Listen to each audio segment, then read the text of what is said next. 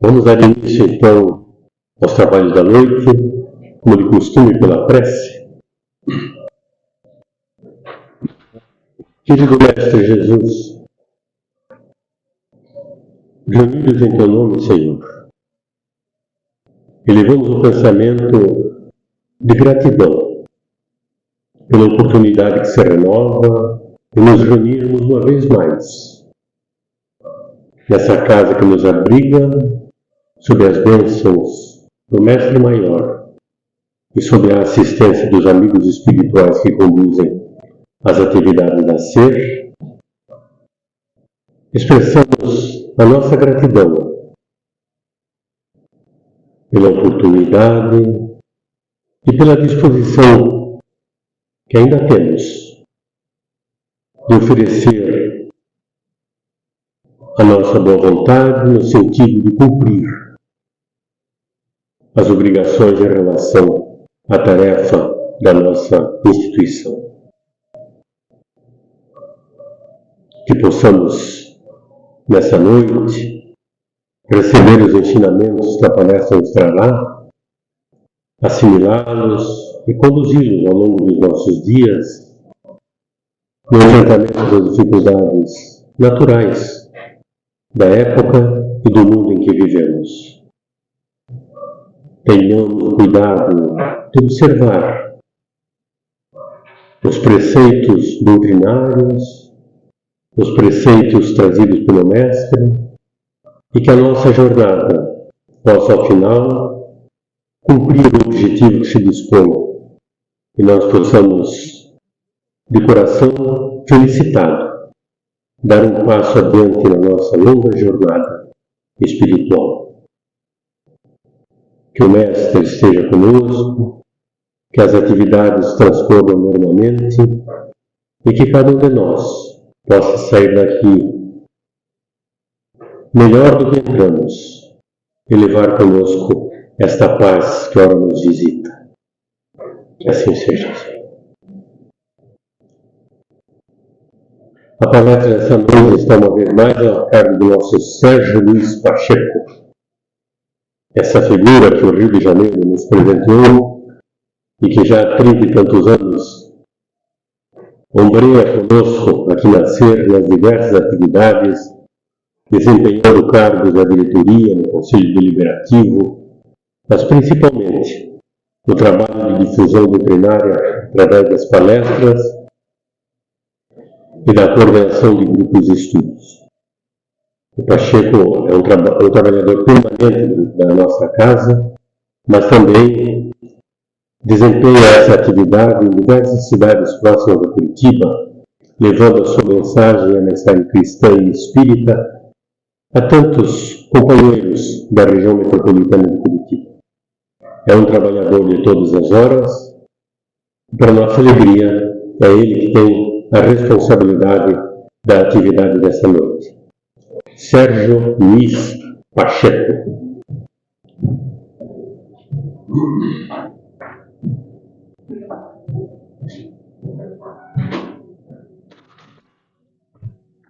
Boa noite a todos, que Jesus nos abençoe. Nós vamos trabalhar esse tema, primeira quarta-feira de dezembro, e o mês de dezembro, se vocês observarem na programação, normalmente é dedicada às questões evangélicas em função do Natal de Jesus. Então nós vamos trabalhar o tema à luz do Evangelho de Jesus, particularmente utilizando as ferramentas primorosas da nossa doutrina espírita, dos livros da codificação kardeciana. Eu vou propor primeiro uma passagem do Evangelho de João, que é aquela figura que ali estava quando Jesus foi lavar os pés dos seus apóstolos. Um gesto de profunda humildade. E tem essa passagem no Evangelho de João, em que Pedro primeiro se nega a ter os pés lavados por Jesus. Mas Jesus responde para ele assim, ó, se eu não te lavar, não tens parte comigo. Então Pedro lhe pediu, Senhor, não somente os pés, mas também as mãos e a cabeça. Você quase que Pedro pede assim, olha, dá um banho completo. Eu gostaria que cada um daqueles que aqui estão, dos internautas, estão assistindo pelo canal do YouTube da Sociedade Espírita Renovação, que façam uma breve reflexão sobre essa passagem. O que cada um acha? O que a gente consegue extrair dessa passagem singular? Jesus, que lavava o pé do seu apóstolo, entre os mais queridos, dos mais preparados, aquele apóstolo que tinha liderança sobre os demais, tanto é que Jesus dá a responsabilidade da condução da chamada igreja primitiva para Pedro. Pedro, primeiro, nunca me lavarás. E Pedro é muito interessante esse personagem, porque apesar da sua grandeza, que a gente conhece, até pediu até para ser crucificado de cabeça para baixo. Mas ele tem reações são muito humanas, muito parecidas com nossas reações. Apesar do sangue que eles preferem estar em lutas. Mas a gente não vai falar nada sobre a passagem, depois eu volto com ela. Tá? Só para a gente fixar, pensar, e mais adiante a gente vai voltar. Tá bom? Então vamos lá. O que é orgulho e o que é humildade? O que a gente tem aí? A gente tem a questão dos chamados vícios ou males, e temos, por outro lado, as virtudes. No caso aí, o orgulho é um vício ou mal, né? É um defeito moral, e a virtude é a humildade, que é o contraponto exatamente do orgulho. Temos aí, então, os vícios e as virtudes. O que vão caracterizar vícios e virtudes, males, sob o olhar espírita? Se vamos remeter lá pela questão 630 e seguinte, de O Livro dos Espíritos, a obra fundamental da doutrina espírita. Ali a gente vai ter o conceito de moral, o conceito de bem e mal, na verdade, a questão 629 e seguinte, onde os espíritos vão definir moral como regra de bem proceder. E depois vão dizer que a diferença entre bem e mal é que bem é tudo aquilo que está em conformidade com as leis divinas. E tudo aquilo que tenta socorrer as leis divinas é, portanto, mal. Não há visão maniqueísta, mas de compreensão do mal, muito mais como ausência de bem. E todas as vezes que nós, seres humanos, espíritos que somos encarnados ou não, todas as vezes que a gente, no nosso dia a dia, na forma de viver, na forma de pensar, na forma de agir, a gente tenta colocar obstáculo ao progresso moral e natural do espírito, nós teremos os chamados vícios, chamados males. E todas as vezes que a gente compreende as leis maiores e busca segui-las, e começa a desenvolver as nossas virtudes, E virtude é exatamente aquilo que vai possibilitar ao espírito ter uma conquista moral, uma conquista espiritual. As virtudes seriam uma espécie de moeda, não moeda do ponto de vista material, mas o tesouro do espírito. Aquele tesouro a que Jesus se referiu. Os ladrões não roubam, que as traças não corroem. Aquilo que constitui a nossa bagagem espiritual no mundo dos espíritos. As virtudes, elas não ficam numa fria sepultura. Ao contrário do nosso corpo. As virtudes serão as possibilidades que o espírito vai adquirindo por elas de ser um progresso moral.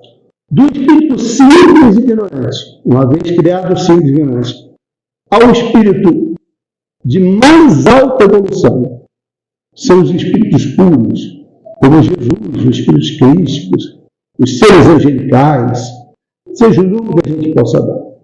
Mas usando a nomenclatura que Kardec utilizou na classificação, os espíritos puros, essas conquistas se darão por virtudes, jamais por vícios.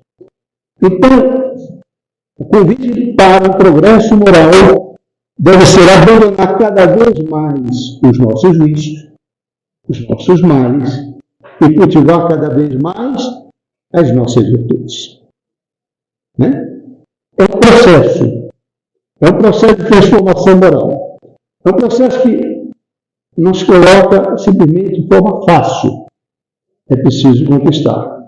E a gente vai ter exatamente o bem sendo conquistado e cada vez mais anulando o eventual mal, que é a ausência de bem. Né? E a gente pergunta, dentro desses males, desses vícios, dessas paixões, e paixões aqui é um significado muito próprio. Paixões tem muito significado, inclusive um significado positivo. Mas é uma paixão, do ponto de vista que o espírito está muito atrelado a uma espécie de prisão material, a ser passivo aos apelos da matéria. Qual seria para vocês o maior vício, ou os maiores vícios, os maiores males que um ser imperfeito pode ter? E por outro lado, qual seria a melhor virtude que a gente pode obter, a gente pode conquistar, cultivar? Qual seria? Aí também está uma pergunta para cada um mentalmente responda. Muitos do que estão na doutrina espírita há muitos anos certamente já têm uma resposta pronta daquilo que estudaram. Mas mesmo assim, cabe a reflexão, para ver se a gente lembra direitinho. Vamos começar pelo primeiro? Né? A gente vai então na questão 785 de O Livro dos Espíritos. Qual o maior obstáculo ao progresso? Progresso aqui, progresso moral do espírito. Qual é o obstáculo? O maior obstáculo. Está lá na Lei do Progresso, na terceira parte do Livro dos Espíritos. Vamos ver então? Qual será? Essa dupla do barulho. Orgulho e egoísmo, ou egoísmo e orgulho. Os espíritos respondem diretamente. Refiro-me ao progresso moral, porquanto o intelectual se efetua sempre e assim vai adiante a resposta. E aqui a gente vai parar. Nós temos dois grandes vícios que são obstáculos ao nosso progresso. Então, se a gente quer crescer moralmente, crescer espiritualmente, a gente tem que saber disso. Por isso é tão importante o estudo, o conhecimento, o autoconhecimento. Para observar, inclusive, o que nós temos desses defeitos. O que nós ainda cultivamos disso. E os resistir ao progresso moral. Porquanto o intelectual se efetua e vai adiante. O que é um progresso intelectual é um progresso moral. A questão de conquista intelectual e o progresso moral é aquele progresso que você vai aliar com as conquistas intelectuais e você dará bom emprego dentro daquela proposta de afinidade com as humanas, propostas maiores, às conquistas intelectuais. Por isso nós vemos, por exemplo, na vida, pessoas com grandes conhecimentos no campo intelectual. Mas do ponto de vista moral, a gente observa, meu Deus do céu, como pode? Uma pessoa, às vezes, iletrada, tão culta. E as pessoas, às vezes, que pouco têm de conhecimento intelectual e, às vezes, com grandes conquistas morais. Mas vocês poderiam dizer, mas o espírito é imortal, e quando a gente reencarna, a gente esquece, é verdade, mas esquece em parte. Que a pessoa, ainda que venha num corpo, numa vida de provação, de simplicidade, de muita pobreza, de não ter oportunidade de estudo, essa pessoa não significa que não seja inteligente, e não tem a capacidade de aprender intelectualmente. E ele chama de cuidado porque mostra um pouco do quanto do preconceito, às vezes, a gente tem no nosso olhar, especialmente do ponto de vista social. Né? Vamos ver no livro A Gênese, Allan Kardec vai tratar lá no final, no cenário do tempo, falando sobre os obstáculos com relação ao porvir. O que a gente espera do futuro? E ele observa aquele ensinamento dado pelos espíritos como é um obstáculo e vai dizer, vai comentar.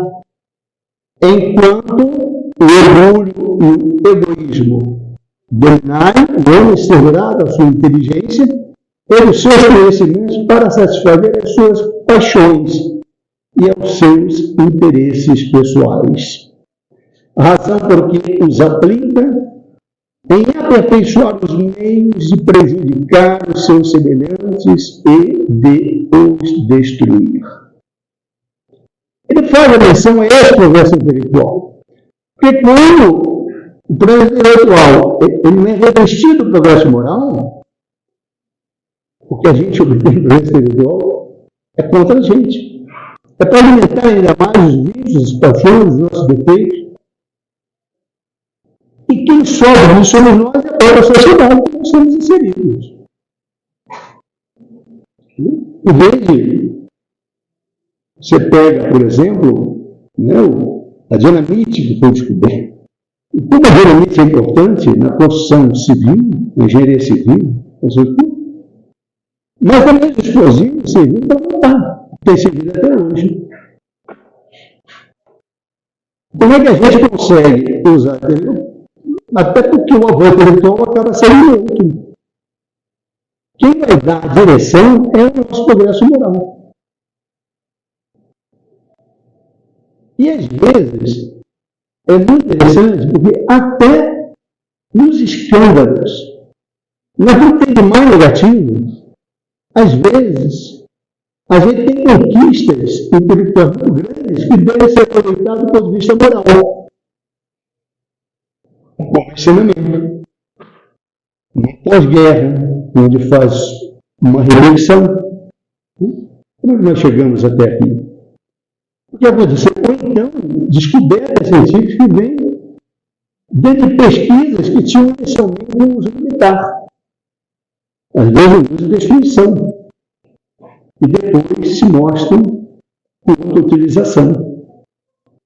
Eu me lembro quando eu trabalhava da indústria petroquímica, como engenheiro mecânico, tinha um procedimento que era chamado de cladeamento, os tocadores de calor, vasos de pressão, que tinham fios normalmente corrosivos, e tinha uma parte que era, por exemplo, de material de aço inoxidável, e outro, o ferro fundido, o aço carbono normal, na parte térmica, porque se fosse fazer todo, seria muito caro. Essa tecnologia, veja bem, ela foi desenvolvida na Segunda Guerra Mundial. Quando observaram que as bombas que caíam grudavam os materiais metálicos pelo calor, e eles passaram a fazer isso. Então, são exemplos. É uma espécie de via de mão dupla. E quando a gente abandona o progresso moral, a gente tem complicações. A 75A, o que nem sempre é guia infalível à razão. Olha o que os espíritos respondem: seria infalível se não fosse falseada pela má educação, pelo orgulho e pelo egoísmo. O instinto não é raciocínio. A razão permite a escolha e dá ao homem o livre-arbítrio, que é o que caracteriza o espírito. E seria ótimo, maravilhoso, a nossa razão ser, e somente ser, não fosse simplesmente falseada pela educação, pelo egoísmo e pela fé. Mas que tipo de educação a gente está falando? Certamente não é a educação dos livros, não é a educação com a mão, não é a educação intelectual. É aquela educação que vai objetivar o fim do orgulho e do egoísmo. Tanto é que Allan Kardec vai definir essa questão desse tipo de educação lá na questão 685 do Livro dos Espíritos. Está lá na Lei do Trabalho, é a última questão da Lei do Trabalho. E uma questão, eu sempre trago isso, que das questões que eu mais gosto do Livro dos Espíritos. Porque é feita essa questão para os Espíritos responderem para uma realidade do século XIX. Uma questão de ordem de previdência que não existia no século XIX. Os Espíritos responder que na época não existia a previdência, né? Quando você não tem as condições de trabalhar, a família deve suprir. Quando não tiver família, é a sociedade que deve suprir. Depois, olha o aperfeiçoamento. A inteligência do homem inclui os institutos de previdência. Você pode se aposentar, o trabalhador. A gente vai fazer um comentário, um parágrafo. Eu digo que esse comentário tira de uma realidade do século XIX e vai abordar uma questão que vai para qualquer tempo. Aí estão as bases naquele comentário de um parágrafo. As bases para um tratado de economia política e de sociologia do trabalho. Fica como dever de casa. Eu vou fazer um trechinho que ele vai conceituar a educação. Olha, mesmo se não costuma fazer pesar na balança, sempre a ciência econômica não passa desse teoria. Esse elemento é a educação. Não a educação intelectual, mas a educação moral. Não nos referimos, porém, à educação moral dos livros, e sim que consiste na arte de formar caracteres. Aqui de hábitos. Portanto, a educação é o conjunto dos hábitos adquiridos. Observe que a resposta ao comentário de Allan Kardec não é para que você simplesmente... Aliás, o que não falta é livro dos convidados. Aliás, essa palestra é seu objetivo.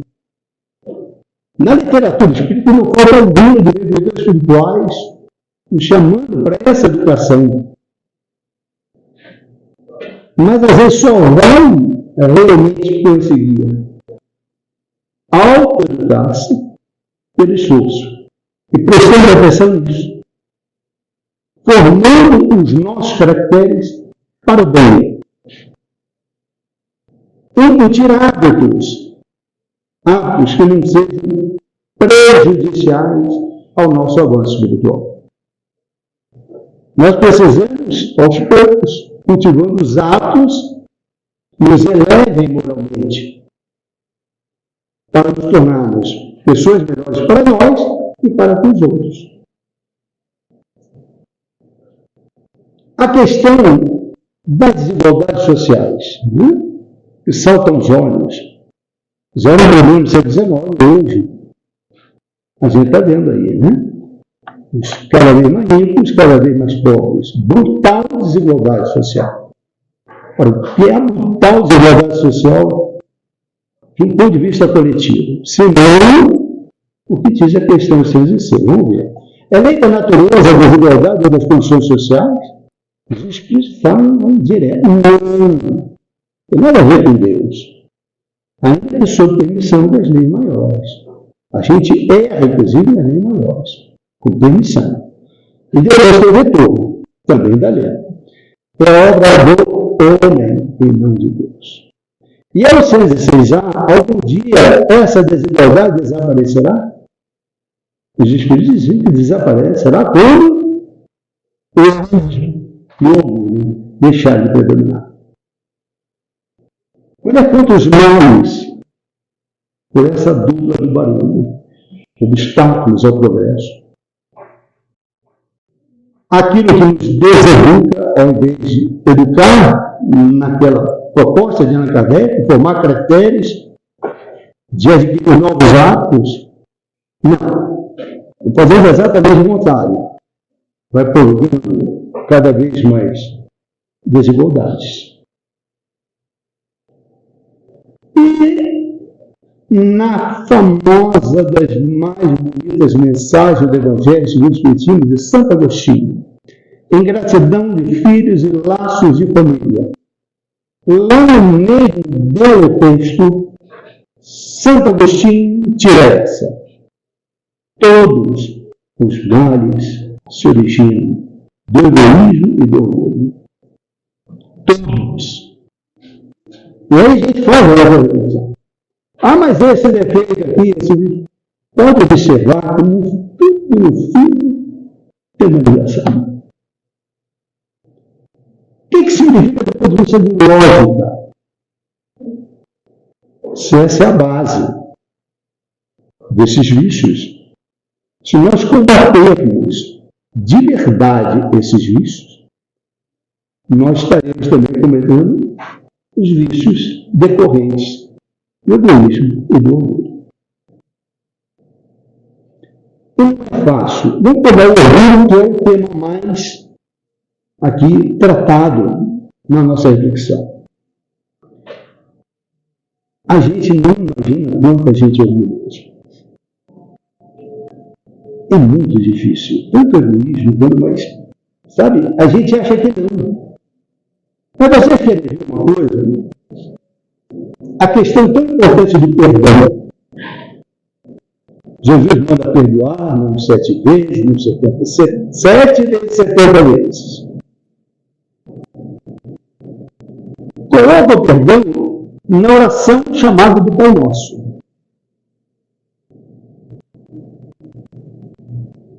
Na definição, na questão 275 do Livro dos Espíritos, quando se define a caridade, agora eu vou mostrar daqui a pouco um slide que eu trago essa questão. A caridade, conforme entendi, é benevolência para com todos, indulgência para com imperfeições alheias e perdão das ofensas. Perdão. O orgulhoso não consegue perdoar. O orgulhoso tem a dificuldade porque a pessoa foi ferida no seu orgulho.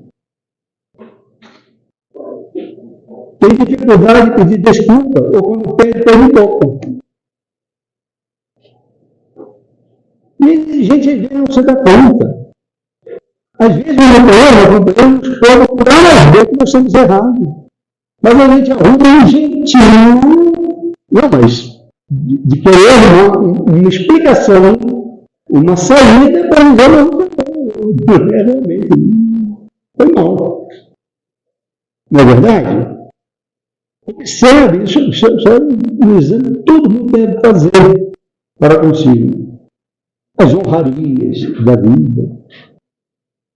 A gente achar que nós estamos hierarquicamente acima dos outros, uma hipotética hierarquia equivocada, que os espíritos moralmente elevados não se colocam dessa forma. Vamos ver o depoimento, para vocês verem como isso é complicado o orgulho, né? É o depoimento de uma rainha de França, dado em 1863, em cidade do Havre, belo porto do Havre, na França. Muito se especula quem seria esse espírito que assinou uma rainha de França, né? Há muita gente que diga que tenha sido Maria Antonieta. Mas é especulação, a gente não sabe. Mas olha o que essa rainha deixa nessa mensagem, lá no capítulo Meu Reino Não É Deste Mundo. É logo o segundo capítulo do livro, o Evangelho segundo o Espiritismo. Que é melhor do que eu pode compreender a verdade dessas palavras de Nosso Senhor. O meu reino não é deste mundo. O orgulho me perdeu na terra. Quem hoje compreenderia o nenhum valor do reino da terra se eu não compreendia? Que trouxe eu comigo na minha realidade da terra? Nada. Absolutamente nada.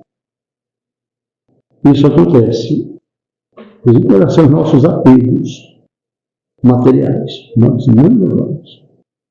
O que a gente leva, aquela bagagem que a gente falou. As virtudes a gente carrega.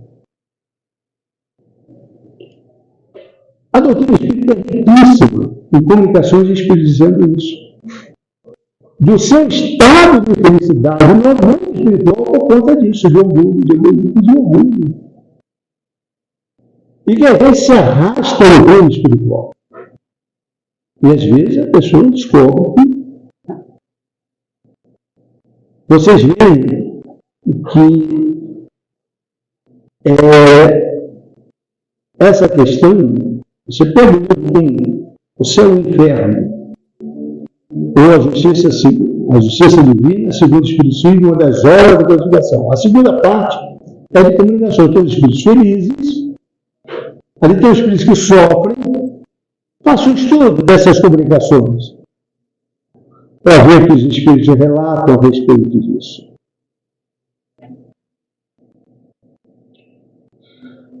Allan Kardec empreendeu uma série de viagens espíritas. Logo no início da doutrina espírita, não bastasse a codificação que ele fez. Não bastasse editar a revista espírita mensalmente. Não bastava dirigir a Sociedade Parisiense de Estudos Espíritas. Ele arrumava tempo ainda para analisar as comunicações, filtrá-las. Ele se correspondia com várias pessoas na França e fora da França, no exterior, inclusive no Brasil. Não é que esse homem conseguia arrumar tempo, né? Que espírito é esse? Ele faz 5 viagens pelo interior da França e pela Bélgica para monitorar o espiritismo nascente. Em 1860, em 1861, em 1862, em 1864, em 1867. Numa dessas viagens, em 1862, ele chegou a escrever um livro, Viagem Espírita de 1862. E ele respondendo às perguntas que mandava para ele. Hoje é muito fácil, né? A gente entra no computador, manda a resposta nas lives, não é assim? Mas na época não. Ele ia, as coisas chegavam previamente, ele se reunia com os grupos e respondia. E ele diz assim para os grupos: olha, a humanidade é afligida por muitos males que corroem e que tem a sua fonte no orgulho e no egoísmo. Esperais curá-la instantaneamente? Acreditais que essas paixões que reinam soberanamente sobre ela se deixarão destronar facilmente? Não. Elas erguem a cabeça para morder os que a veem perturbar em sua tranquilidade.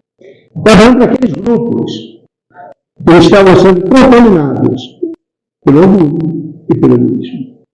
Isso era prejudicial à propagação da doutrina espírita. Os tornar não espíritas cristãos, aqueles espíritas como espíritas imperfeitos, que não dariam cabo da tarefa. Então a gente vai ter que assumir a postura de combater isso, que é o famoso bom combate, a que Paulo de Tarso se refere na segunda epístola a Timóteo. Combati o bom combate, completei a carreira, guardei a fé. Eu completei a carreira assim, cumpri com as minhas tarefas, consciência tranquila. Exercendo o bom combate, combatendo os inimigos de dentro. Esses são os maiores inimigos, orgulho e egoísmo. E a gente vai combatê-los, obviamente, preenchendo no lugar deles por um processo educativo, permanente, disciplinado, mudando os nossos hábitos, como propôs Kardec, pelo seu antídoto, que é a virtude. Lembra que a gente coloca como título? Egoísmo e humildade. Ou orgulho e humildade. No lugar do orgulho, o contrário é a humildade. E a gente volta para aquela passagem que Pedro não quer lavar os pés de Jesus.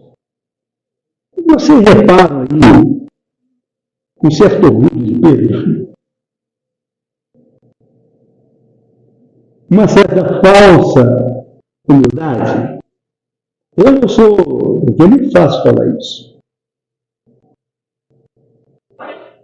Como é que eu vou ficar diante do mestre? Vou ficar envergonhado. Isso não mexe um pouco no orgulho, né? Parece paradoxal. E a partir do momento que ele diz assim, não fez parte comigo. Aí ele já manda de peraí, não é bem assim. Ele revisita. Nem de forma alguma não vou. Porque isso é característica dos seres humanos. Por paradoxal que seja, a gente às vezes se orgulha da nossa humildade. Às vezes é uma falsa humildade. Não estou dizendo propriamente que Pedro, quem sou eu para dizer. Mas às vezes ele sugere, às vezes, uma falsa humildade. Nem que não fosse do Pedro, mas pode ser a gente. Porque às vezes a gente tem falsa humildade. Quando a gente tem falsa humildade, o que a gente faz?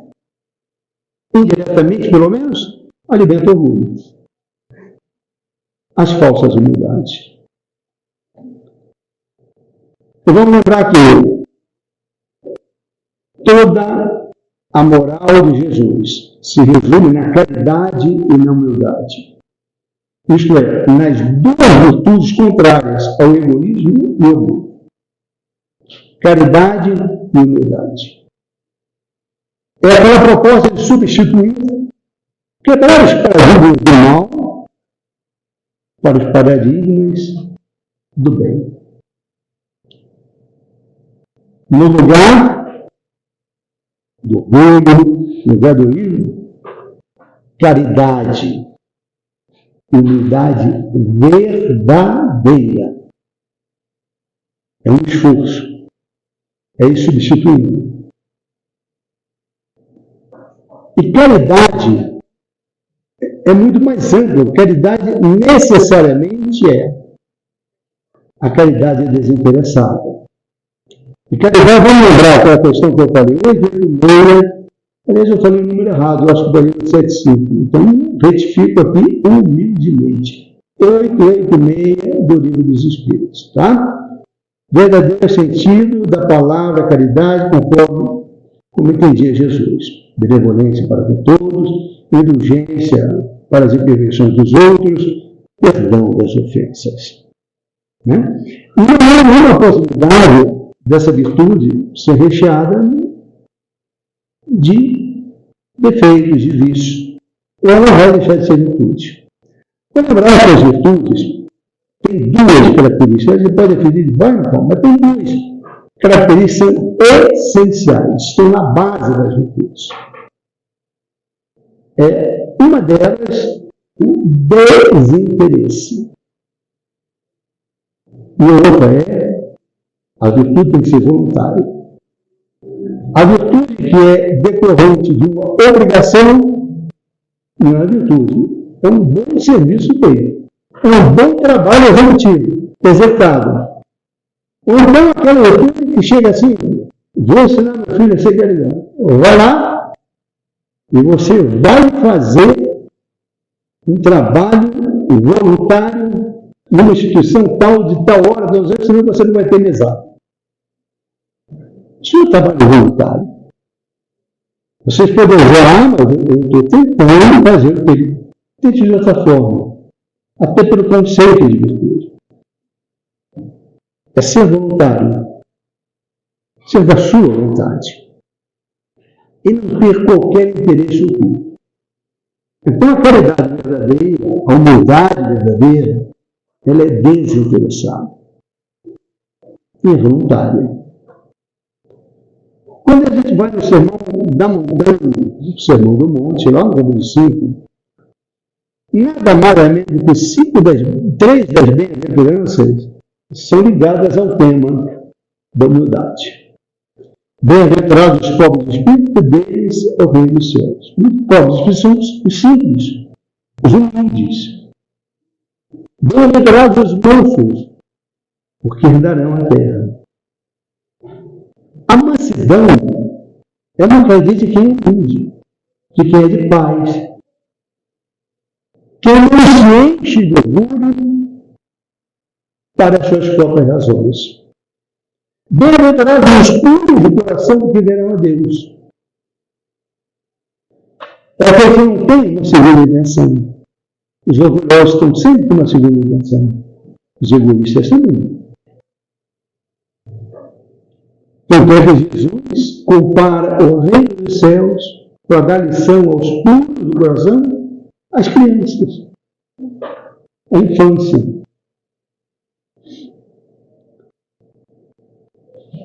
A pureza do coração é inseparável da simplicidade e da humildade e exclui toda ideia de egoísmo e de orgulho. A pureza do coração exclui aqueles defeitos que a gente precisa eliminar. Vamos ver essa passagem de Mateus, do Evangelho de Mateus. Mas o maior dentre vós será vosso servo. Quem a si mesmo se exaltar será humilhado. A quem a si mesmo se humilhar será exaltado. Primeiro embute aí o conceito de reencarnação. Então, aqueles extremamente orgulhosos serão convidados a viver as injustiças da vida, frutos decorrentes da reação. Não que as justiças sejam corretas, mas aquele que viveu na soberba, no orgulho, vai ser convidado a adotar uma condição dos simples, dos pequeninos da sociedade. Isso me lembra muito uma parábola que está no Evangelho de Lucas, no capítulo 16, chamado do mal rico. Mal rico o rico e o mendigo, dizendo que existia um mendigo de nome Lázaro. Não é o Lázaro da família de Betânia, também. Era um mendigo, vivia com as suas feridas, as suas úlceras, a mostra. E sempre o rico passava, desdenhava aquilo ali. Fazia questão de não vê-lo. As quantos na nossa sociedade são invisíveis, que também são frutos do orgulho. A gente quer ver. São muito abaixo.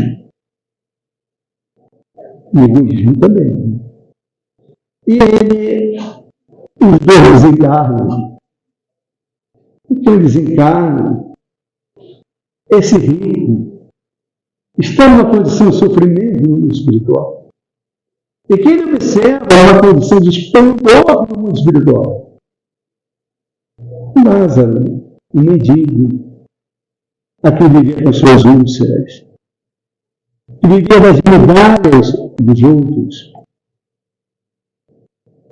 Aí na parada, ele roga ao pai Abraão que voltasse para poder avisar os seus familiares. Certamente deixou uma grande fortuna. E Abraão disse que não adianta. Que mesmo que ele voltasse, não acreditaria. Que se eles tinham a Moisés e os profetas não faziam o que faziam, já tinham mais do que ensinamento suficiente para combater o seu orgulho. Não acredita nem que ele ressuscitasse. Então veja como é que trabalha isso aí. Então diz que a gente deve tomar cuidado também, porque a lei da ação da reação, a lei do retorno, é uma bênção de vida. Mas muita gente, mas eu estou tendo e ainda não aprendi, e não aprendeu.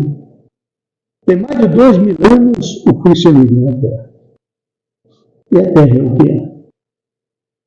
Vamos combinar que não deveria ser assim, né?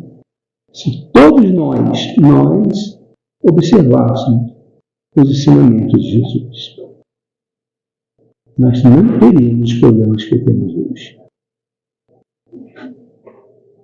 Há duas mensagens no Evangelho segundo o Espiritismo, lá no capítulo Bem-aventurados os pobres de espírito. E o título dessas duas mensagens é exatamente orgulho e humildade. O melhor também está em Constantina, que é uma cidade do norte da África, de 1863, e a outra de Adolfo, bispo de Argel. E Argel também é a capital da Argélia, mas a cidade foi dada, a publicação foi dada na cidade de Marmande, na França, em 1862. É curioso, são dois sacerdotes católicos. Marcordel não tinha muito tempo que ele tinha desencarnado. Foi, inclusive, discípulo de Lamé. E Adolfo, bispo de Argel, foi bispo. A primeira, se vocês observarem, ela é muito carregada de uma visão muito católica. O espírito ainda é muito preso às concepções católicas e visões católicas. Mas o que Kardec então a solução? Pelo cunho moral. Olha a importância disso, pelo cunho moral. Ele vai trabalhar, porque isso não é uma questão espírita. Não é uma questão de todo aquele que busca o seu progresso moral e que se ara a bandeira religiosa ou filosófica. Algumas passagens, para não ultrapassar aqui, só algumas eu vou tentar até adiantar, porque eu quero chegar numa outra. Ele, Lacordaire, incentiva que a gente deve, nós sofremos injustiça, devemos ser indulgentes de injustiça para as faltas de vossos irmãos. Porém, que também vós não vos achais isentos de culpas. Isso é caridade, mas é igualmente humildade. Olha como é que se tocam as virtudes. E a indulgência está dentro do conceito de caridade proposto pelos Espíritos conforme entendia Jesus. Indulgência para corrigir pessoas ruins.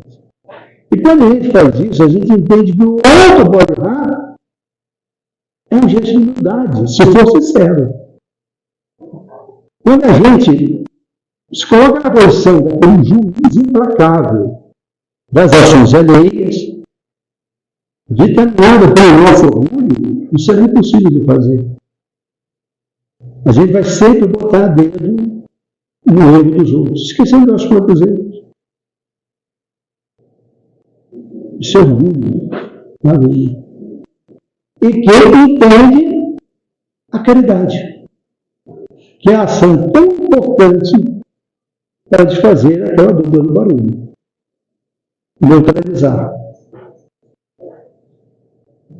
Já o bispo de Argel, Adolfo, diz: não podeis ser felizes sem mútua benevolência. Mas quando ocorre benevolência, não existe o orgulho. Benevolência para com todos. O outro item da caridade. Não dá para conviver com o orgulho. Aplicáveis, portanto, em destruir, sem ver orgulho.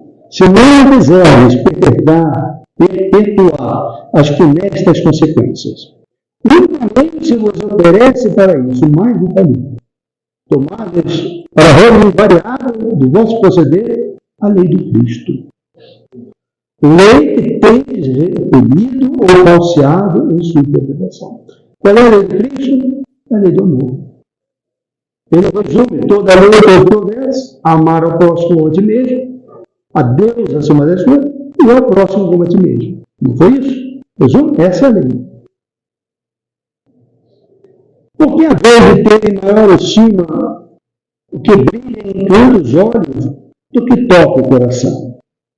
Porque fazeis do vício, na opulência, objeto de vossas adulações, ao passo que desdenhais o verdadeiro mérito da obscuridade. Obscuridade é um excelente auxiliador da humildade. Por isso que muitas vezes a caridade vem em forma obscura, que a pessoa não apareça. Então, esse quer a sua orgulho alimentar de alguma forma. Não parecer nem que está fazendo bem pelo bem. Não interessa aqui. Não pelo reconhecimento. Quando a consideração dispensada aos outros se mede pelo ânimo que possuem ou pelo nome que usam, que interesse podem eles ter em se corrigir dos seus defeitos? Porque isso só aumenta o orgulho. Orgulho, inclusive, de coletividades. Orgulho de famílias. Ah, mas você, bem, o que está a ver? Mas isso são elementos que alimentam o orgulho. Orgulho disso, orgulho de raça, orgulho de povos. Né? E aqui, abre-se parênteses para dizer, o orgulho aqui nesse sentido. Porque o orgulho é uma palavra, o idioma é rico isso daí, tem vários significados. Às vezes o orgulho não carrega isso daí, né? O filho diz, meu filho está se formando, eu tenho muito orgulho dele. Não é nesse sentido, né? Eu tenho muito o orgulho aí está no sentido de ter contentamento. Ou estar sensível a determinada causa. Na causa da discriminação, aqueles que estão naquela raça, tem orgulho de ser ali, mas de pertencimento. Não orgulho. Claro que isso desequilibrado se torna um problema, sim. Aliás, virtude também pode já dizia Aristóteles que a virtude é o justo meio termo. Não ficar em cima do muro, mas é o equilíbrio. Que a virtude desequilibrada, ela deixa de ser virtude e passa a ser o vício. A generosidade, por exemplo, é uma virtude. Se ela se desequilibra e a pessoa passa a abrir mão de tudo, é a prodigalidade, que é um vício. Ou porque retém tudo e passa a ser usura, que é um vício. Por isso a gente tem que ter muito cuidado. O maior é aquele que haja sido mais humilde entre os pequenos deste mundo, que aqueles que mais amam os seus irmãos será também o mais amado no céu. Ponto contra ponto. A ação é essa para o mal e para o bem. Ainda diz o Espírito Adolfo: o que os poderosos da terra se abusaram da sua autoridade, ver-se-ão reduzidos a obedecer ao seu ser. É o que aconteceu com a parábola do maldito. E que, finalmente, a humildade e a caridade, irmãos que andam sempre de mão dadas, são os meios mais eficazes de se obter a graça diante do Eterno. Quer dizer, a graça, ela é feita, mas mediante ação. Senão, não há o que se falar em graça. É a caridade e a humildade. Irmãos são imodados. E tem outros irmãos que são imodados, que é orgulho e egoísmo, que é a virtude do barulho. Né? Então, que estejamos imodadas as nossas virtudes. E quando não meritou todas as virtudes, que era aquela questão, né? A questão 893, né? Todas as virtudes têm o seu mérito, porque todas indicam progresso na senda do bem. A virtude, sempre que há resistência voluntária, olha o voluntário aí, no arrastamento nos maus pendores. A sublimidade da virtude, porém, está no sacrifício do interesse pessoal, pelo bem do próximo, sem pensamento oculto. A mais meritória é a que se assenta na mais desinteressada caridade. São as características da virtude que a gente deve buscar. E tem uma passagem que dá tempo a gente falar, não está toda aqui, e eu convido aos nossos irmãos, nossas irmãs, sejam daqui, sejam da internet, dê uma olhada nessa parte do Evangelho com o Espiritismo, que é de autoria do próprio Kardec, que fala um modelo de caridade para combater egoísmo e orgulho. Olha, manualzinho lá, né? Prontinho para a gente ver. É um exemplo. Ele vai mostrar uma mulher que tem posses, que tem condição financeira, acompanhada da sua filha. Então, vai num lar necessitado, aplacar as dores daqueles irmãos daquele lar necessitado. Essa passagem chama-se Infortúnios Ocultos, está no capítulo 13. Não saiba a vossa mão esquerda o que faz a mão direita. Infortúnios ocultos. Por que ocultos? Porque as pessoas não conseguem ver, alimentadas pelo seu orgulho e pelo seu egoísmo, infortúnio alheio. Aquilo que a gente falou da invisibilidade dos pequeninos. Por isso, a Kardec deu o nome de infortúnios ocultos. Ocultos até aquele de boa vontade, como o bom samaritano que vai atender e vai auxiliar. E ele começa assim: quem é esta mulher de ar distinto, de traje tão simples, embora bem cuidado, e que traz em sua companhia uma mocinha tão modestamente vestida? Olha que quadro belíssimo no estado ensinado por Allan Kardec. Mulher de posse, condições, mas ela está vestida da forma mais simples possível, acompanhada da sua filha, e a filha vestida da forma bem simples, para não agredir, não defrontar, não humilhar aqueles que estão sendo assistidos. Isso me lembra quando a gente, lá na Sociedade Espírita da Fraternidade, em Niterói, tinha um trabalho muito bacana, que era, a gente chamava de sopão de domingo, que era atender a população de rua. o ambiente ficava cheio, as pessoas aproveitavam para tomar banho. Era exercício muito bonito de humildade. E uma das regras que tinha era ir mal vestido. Não dá bem vestido. Não dá bem vestido. E mesmo mal vestido, a gente estava muito melhor vestido que aqueles que ele estava. Depois, quando eles saírem, tomarem banho, aquele tempo, as equipes se revezavam para lavar o banheiro. A gente via naquele time, carro profissional, coisa assim, lavando o banheiro na casa espírita. Olha que lição extraordinária. Então ali, ele sugere isso. Entra numa casa de sósia da aparência. Eu achei aquela casa bem caidinha, né? Quarto. Onde, sem dúvida, é conhecida, pois que a entrada saúda respeitosamente. Onde vai ela? Sobe até uma sala, onde jaz uma família cercada de crianças. A sua chegada refúgio a alegria naqueles rostos emagrecidos. É que ela vai acalmar ali todas as dores. Está dispondo do seu tempo para acalmar as dores. Por que tão singelo traje? Para não insultar a miséria com seu luxo. Porque se faz acompanhar da filha, para que aprenda como se deve praticar a beneficência.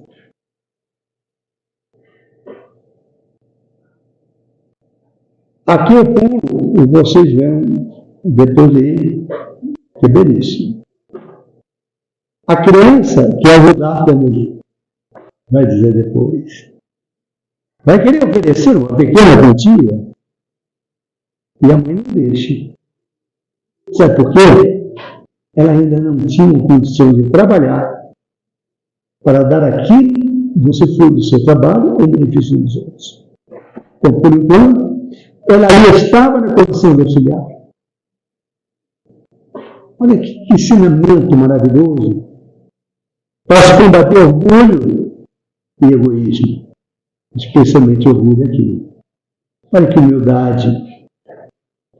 Em casa, é a mulher do mundo, porque a sua posição exige.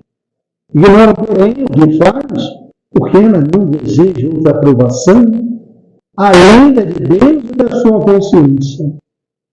É a mais desinteressada caridade. Olha como se combate, né? O orgulho. Certo dia, no entanto, imprevista circunstância, leva-lhe a casa uma das suas protegidas, que ela protegia anonimamente, que andava a vender trabalhos executados por suas mãos.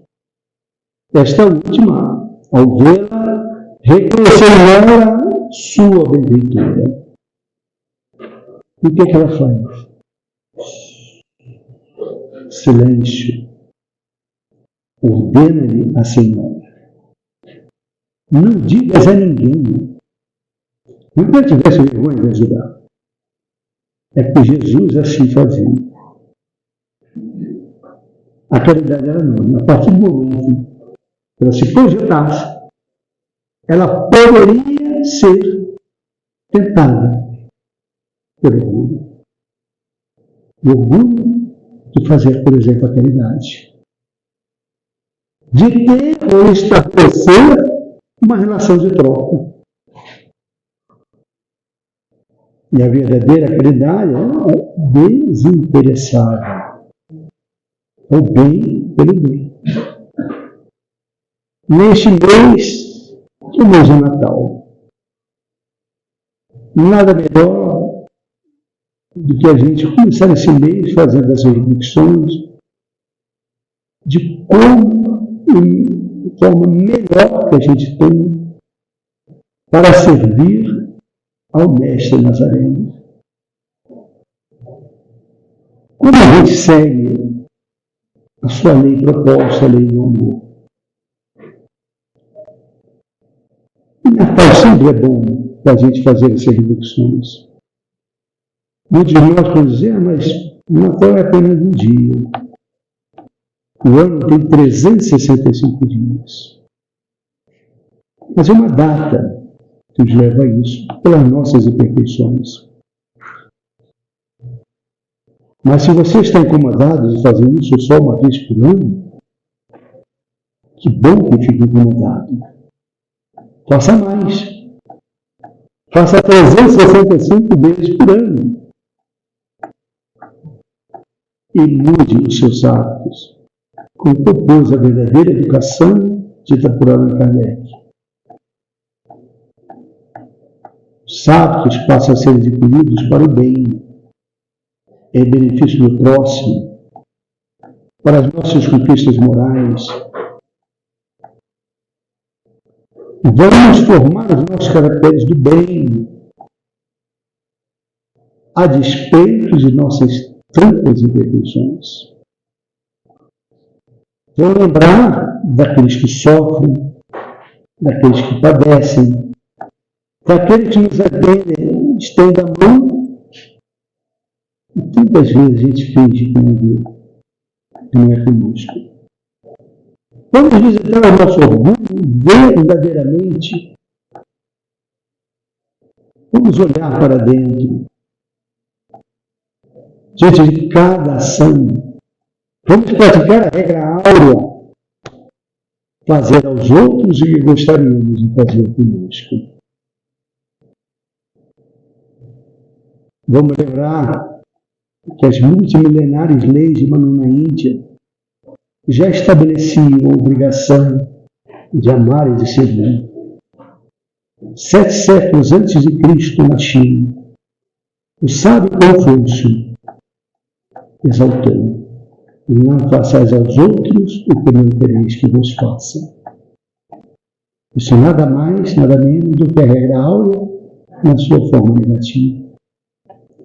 Quando o príncipe Siddhartha Gautama, o Buda, disse aos seus discípulos: ide por todos os lugares da terra, para bem de muitos, por compaixão do mundo, e em benefício e felicidade dos deuses e dos homens. Deus aqui, as entidades espirituais. Como o cavaleiro entre as áreas da Arábia, Maomé, advertia: não pratiqueis injustiças e não sofrereis injustamente. Quando o humilde carpinteiro da povoação de Nazaré, na Palestina, Jesus, ensinava: amai o próximo como a ti mesmo, é para amar de verdade, para transformar a nossa vida, formar os nossos caracteres e abandonar tanto o nosso orgulho quanto o nosso egoísmo. Pensemos nisso. Que Jesus nos abençoe.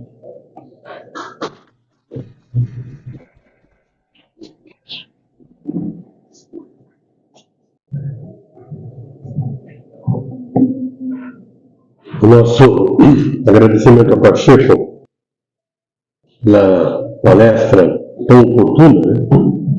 E esse tema é bom ir e vir, né? Sempre precisamos ser relembrados dessas responsabilidades que temos perante o Mestre, perante Deus, principalmente perante nós mesmos.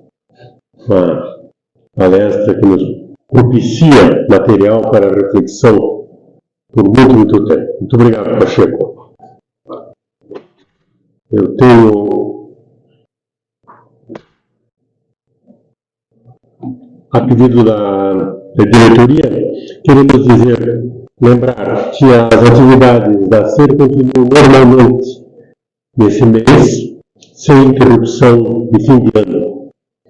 E que no próximo dia 13, quarta-feira que vem, a palestra será sobre o Natal de Pedro, a cargo da Marie Chantal Eisenbach, da nossa querida Marie. No dia 20, o tema será Jesus, conhecer, amar e viver, com o Armando Menezes. E no dia 27 o tema será Paz, com o presidente da casa, Filinto Eisenbach. Então, as atividades prosseguem normalmente com essa programação de dezembro, nesse dezembro festivo, que teve início nessa noite com a palestra tão feliz do nosso Pacheco. Vamos encerrar a primeira parte, em seguida vamos aos passes, pedindo que os que vão tomar passe, por favor, aguardem os resultados, que todos serão chamados. Vamos encerrar agradecendo a Jesus por essa oportunidade que nos foi dada, Senhor. Esse tema tão importante em que somos convocados a cada instante das nossas vidas, através dos pensamentos, dos atos, no ambiente do lar, no trabalho, na sociedade, enfim. 24 horas por dia estamos à disposição para exercitar os ensinamentos que nos vão de conduzir a essa paz que as virtudes nos remetem. Que Jesus nos abençoe, ilumine a cada um de nós, abençoe os nossos familiares, que a sua paz se estenda sobre tantos corações sofridos nesse instante. Todos aqueles que sofrem as consequências das guerras absurdas que ainda existem. Os que carregam o sofrimento pela violência em suas mais diversas formas. Que a bondade de Jesus e seu amor infinito possam amenizar tanta dor, levar a cada um a sua paz. Que assim seja, Senhor.